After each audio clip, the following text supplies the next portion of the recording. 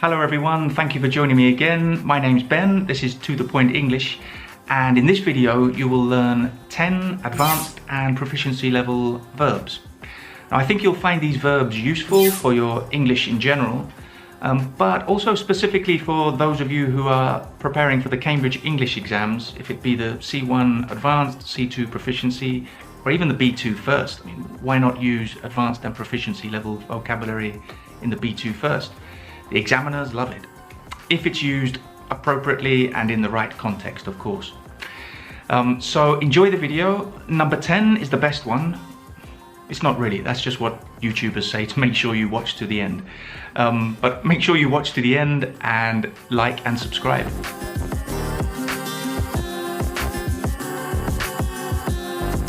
Now, it's very important that you understand that these vocabulary videos that I make are really like introductions to the vocabulary. You need to think of your own examples and just do a little bit of extra research to make sure you understand the context. It's not enough just passively learning through a YouTube video. You need to be a little bit proactive yourselves. That being said, let's go straight on to the first verb, and it's to shirk. Shirk. And it means to avoid or neglect, but specifically your responsibilities or your duties. In fact, shirk is almost always used with responsibility. So it's basically a collocation. You shirk your responsibilities. So let's look at an example. So world leaders must not shirk their responsibilities regarding climate change. World leaders must not shirk their responsibilities regarding climate change.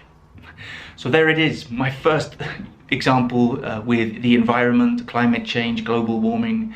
I always like to get one in early because, as those of you who are studying the Cambridge English exams probably know, there is always at least one question in the exam related to climate change. So I like to include one example. So yeah, to shirk, but specifically shirk responsibilities. And the second verb today is hinder. Hinder. And the definition of hinder is to limit the ability to do something. But I think it's easier to remember if you just remember it as the opposite of help. Really, in most cases, hinder is the opposite of help. So let's look at an example. Excessive nerves during an exam can hinder your performance. Excessive nerves during an exam can hinder your performance. So, as I said, it's like the opposite of help. It can make it more difficult. It can make your ability to do the exam diminish. Now, I should say that everybody gets nervous in exams. Nerves are good. Nerves and stress are completely human, and we need them to help us focus during important moments or events in our lives. But as I said in the example, excessive nerves can hinder your performance. So try to control your nerves a little bit during the exam. So number 3 is to dread. To dread.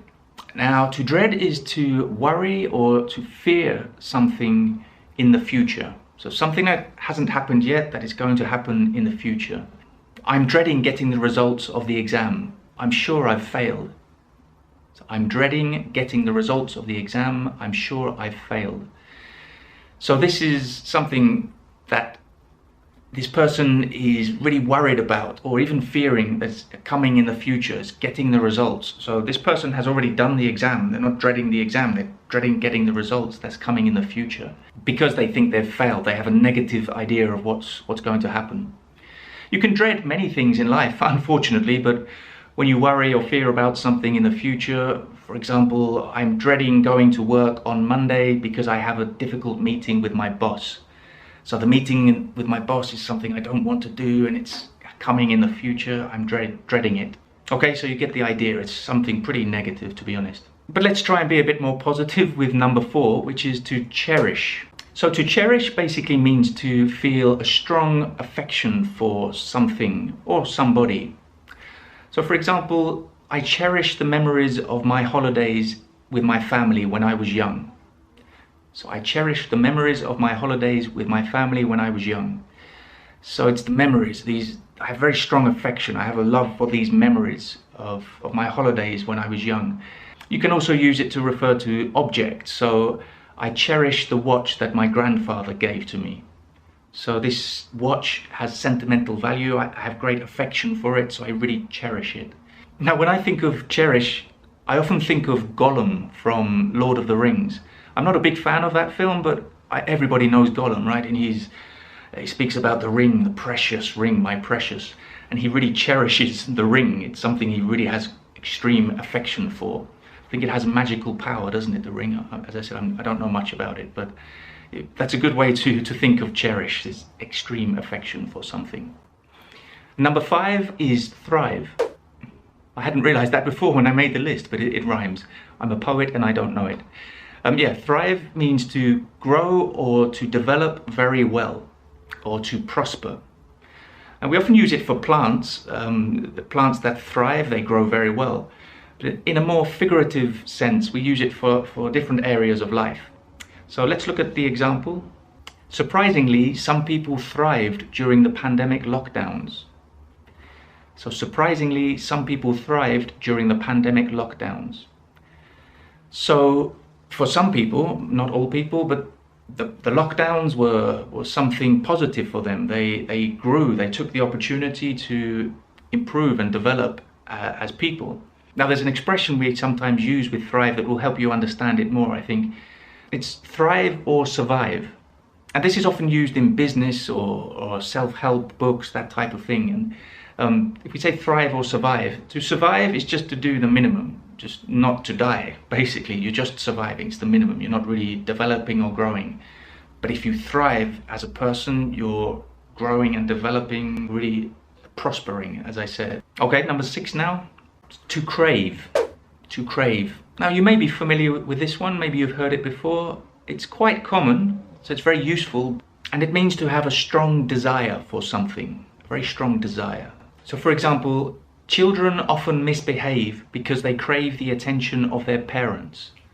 So we often talk about craving attention. You really desire attention. It's a very strong desire. A very common situation in which we use crave is with pregnant women. Pregnant women often have strange cravings. So craving is the noun of to crave. So often they crave ice cream or pickles or strange combinations of foods. Okay, number 7 now is jeopardize. Jeopardize. Pronunciation is important here because many people get it wrong, because you have a lot of what appear to be syllables, a lot of vowels in this word, but it's just jeopardize, jeopardize. It's not as difficult as people think when they read the word. And jeopardize means to put at risk or in danger. Relaxing COVID restrictions too soon could jeopardize the recovery. So relaxing COVID restrictions too soon could jeopardize the recovery. So people in the future, because at the moment we're in the summer of 2021, if you're watching this in the future, I wonder how it goes. I think we're quite close to the end now, but who knows? Every day we get different news. Sometimes good, sometimes bad. Usually bad, to be honest. But yeah, jeopardize is the pronunciation, and it's to put at risk or in danger. Number 8 now, to tackle. You may be familiar with this verb. Again, it's very common and very useful. So maybe you've heard it before, but you might not know the real meaning of it. And it means to make an effort to deal with a problem. Okay, so let's look at an example. Before we move forward, we need to tackle the problems of logistics. Before we move forward, we need to tackle the problems of logistics. What a boring example, right? Yeah, I'm sorry it was such a boring example, but for those of you preparing for the Cambridge exams, you know that some of the subjects you have to talk about or write about or read can be very boring, so it's okay to use some boring examples. Well, as I said, you need to think of your own examples, so put them in the comments and maybe you can think of more interesting ones. I do notice that students often do think of more interesting examples than I do. So yeah, to tackle a problem, in this case logistics, it's just to make an effort to deal with it, to do something about it, basically. Football fans may have heard this word used in football, and it means to try to get the ball off the opposition player, which is basically the same, really, isn't it? If you think to tackle a problem, the problem is that the opposition have the ball and I need to make an effort to deal with that problem, so I need to get the ball off the opposition player. So it's a bit more It's a very different context, but basically the same idea. Anyway, number 9 now. To hasten. To hasten. Now this means to make something happen more quickly or sooner. So you may be familiar with the word haste. To do something in haste is to do it very quickly, to do it probably too quickly sometimes. But as a verb, to hasten is just to do it very quickly or sooner. If you want to hasten your learning process, you should read more. If you want to hasten your learning process, you should read more. So if you want to make your learning process happen quicker, so that you learn quicker, then you should read more. That's what I'm saying here. And that is a real recommendation for me. I do think reading is probably one of the best ways to learn grammar, vocabulary, even pronunciation if you read out loud. But when I speak about hasten, I need to mention an expression that we use with hasten, which is very common. It's I hasten to add. I hasten to add. Now that means to immediately mention something to avoid confusion or misunderstanding. Now we can use it in these examples that I've just given. So when I say if you want to hasten your learning process, you should read, I can then say I hasten to add there are no shortcuts to learning English. Okay? So that's just something extra information to make sure there's no confusion or misunderstanding. So I'm saying it's a good way to learn English more quickly is to read more. But then I'm giving this extra information. I'm saying I hasten to add that there are no shortcuts. Okay, let's go on to number 10 now. As I said, this is the best one. Oh, sorry. So number 10 is to embrace, which literally means to hold in your arms. So it's usually to hold somebody in your arms, another person, not yourself. But in this context, it means to enthusiastically accept something. So to embrace something is to enthusiastically accept something. So let's look at an example. World leaders should embrace the opportunity to tackle climate change and not shirk their responsibilities. So world leaders should embrace the opportunity to tackle climate change and not shirk their responsibilities. Do you see what I did there? I've gone full circle. So we often speak about embracing opportunity or often embracing change. So it's to enthusiastically embrace these things, opportunity and change. So, as I said, think of your own examples. It's very important to think of your own examples.